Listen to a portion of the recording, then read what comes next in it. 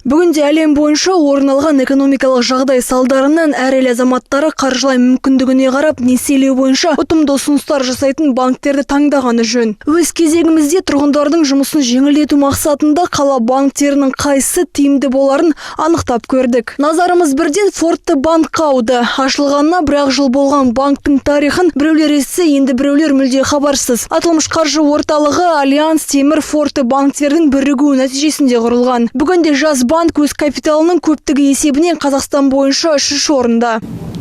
Совет нашим горожанам, что необходимо прикредит. Несие алғанда қала тұрғындары тиімді банк таңдағандары жөндегін біледі. Өз қаражатыңызды үнемдеген жоқ, және бірнеше банктен 3-4 несие алғанша, бір банктен бір несие алған тиімдірек. Форте банктың әмбебап картасы тиімді шарттармен өзгелерден ерекше. Біріншіден, бұл кез келген банкоматта комиссиясыз ақша алу. Екіншіден, бірегей абоненттік төлем. Үшіншіден, кэшбэк. Карта арқылы сатып алулар жасаңыз, сіз үстінен бонустар емес ақша аласыз. Және ол ақшаны кез келген жерде жұмсау мүмкіндігі бар. Платинум карта егерлері аталған мүмкіндіктердің барлығымен әлемнің кез келген жерінде қолдана алады. Бұнымен қоса, банк несиелеудің кез келген түрін ұсынады.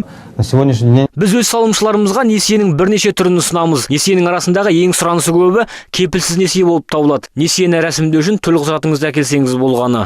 Бүгінде кепілді және кепілсіз несие беретін банктердің қатары көп емес. Форте банк солардың қатарында. Және банк қызметкерлері өз салымшыларын несие алу кезінде теңгені таңдауға шақырады.